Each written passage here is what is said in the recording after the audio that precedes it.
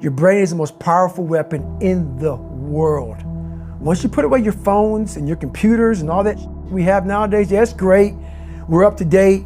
But your brain is the only thing you have when you're going through depression, when you're going through hard times, when you're going through death, real life.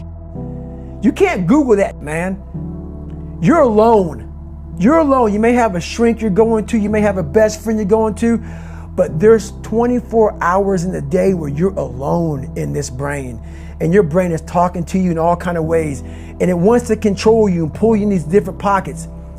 If you can't control your own brain and your brain controls you, you got to tell your brain where you want to go and how you want to go and how you want to get there.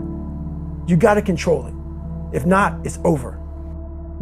What existed for me was, okay, man, how am I going to make this work? And all I knew back then was hard work. The only way anything gets accomplished. That's all I heard back in those days. You got to work hard. You got to work hard. I'm not getting I can't get this paragraph. I can't remember what the f***'s in this paragraph to pass this test to get in the military. Read again. Still not getting it. Read again. But if you're not getting it, write it out. And that's how I started learning. Okay, well, I got to write out everything I do. And then write it out again. And write it out again. And guess what happened? I got it.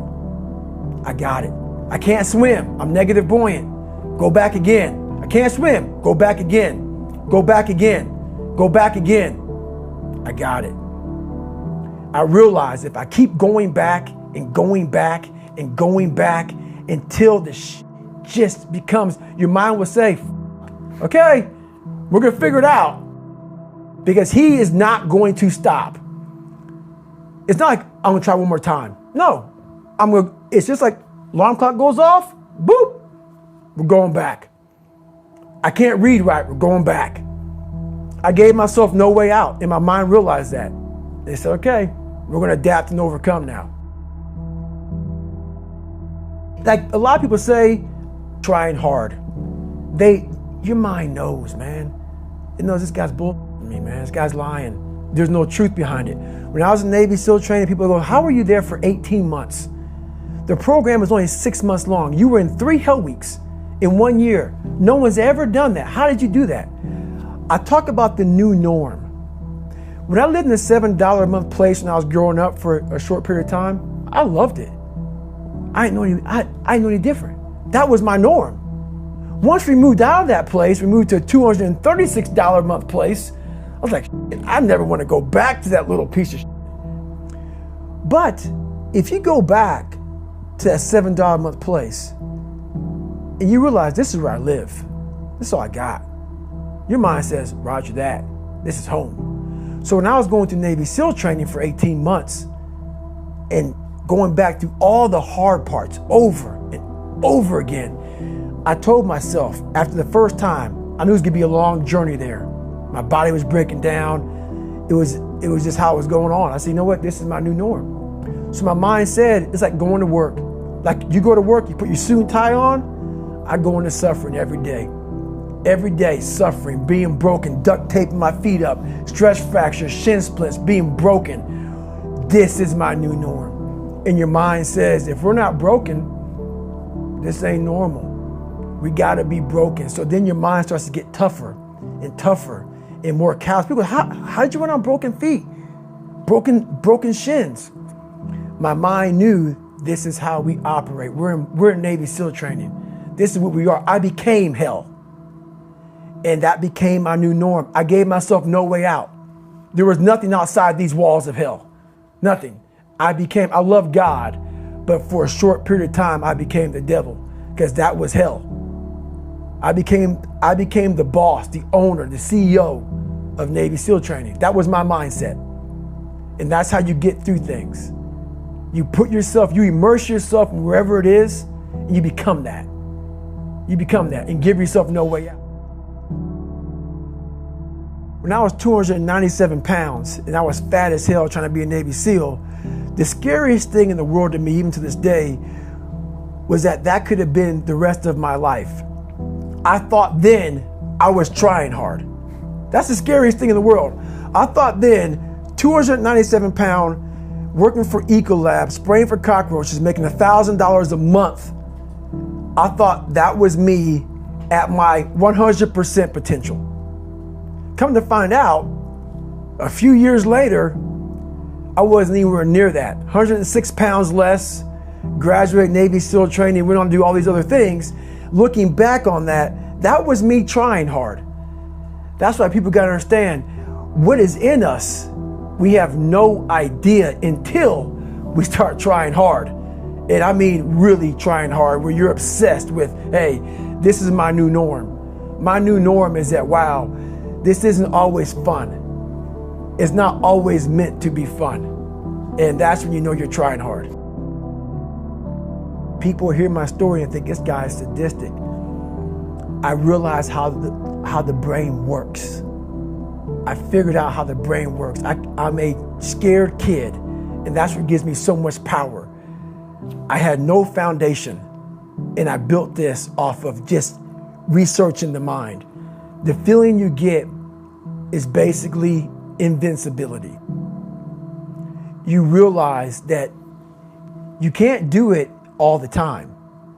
When you need to do it, I know I can go to a place that I can live in. And when you know that you can run on broken legs and you can do certain things that a lot of people can do, but they're not willing to do, this power, this sympathetic nervous system of fight or flight, and you're fighting, it gives you this charge of energy of when you're sitting there at 3:30, 4 o'clock in the morning and you're duct taping your feet up because they're broken, and you're doing it by yourself, and you're going through arguably one of the hardest training in the world. And these guys, most of them are healthy, and you're going through it broken, and you're already at a disadvantage, but you're still there. You can feed into that and tap into that for a lot of power. But if you look at it, well, I'm broken, man. I'm not gonna make it. But if you look at it as, man, I'm broken and I'm still here. And I'm fighting, and I'm gonna find a way to get through this because I have no other place to go. It gives you a lot of power. When things start to suck really, really bad, my brain and a lot of people's brain, they don't go to your dad beating you up. Your brain says, we gotta get the out of here. This is miserable. So anger goes away a lot of times when you're suffering because your brain just says, we gotta run, we gotta go. So that anger is not popping up saying, oh, I wanna show them, I wanna show those people. No, there has to be a much deeper, when I say deeper, it has to be down to mineral soil. It has to be down to that nice mineral soil where nothing can burn. You can't burn dirt. So it has to be down that low, that literally is something in you that's at the core of your soul. But you don't find it unless you spend a lot of time with what you want to be in life. I can't give that to you. Right. You can't give it to somebody. When you find your true passion in life, and my passion for me was like, oh, I want to be, I don't give a Navy SEALs, Army, I don't give a shit. I want to serve my country. I want to be someone that I'm proud of. I want to look at myself in the mirror because I was so disappointed. That accountability mirror I talk about, I was so disappointed in what I saw every day. I wanted everybody to love David Goggins. And a lot of people did. I didn't love myself. But I knew a lot of us want to find peace first. So people say, man, you always talk about this suffering and pain and I'm at peace right now because I went through that. Right? You don't find peace first. If you do, Merry Christmas. More power to you. More power to you. I found peace on the opposite end of finding myself. And no one really finds themselves without going through trials, tribulations, suffering, accountability. And accountability is suffering. Being accountable every day for doing right for yourself, for the people next to you, it's miserable. It's hard. So, even the smallest details.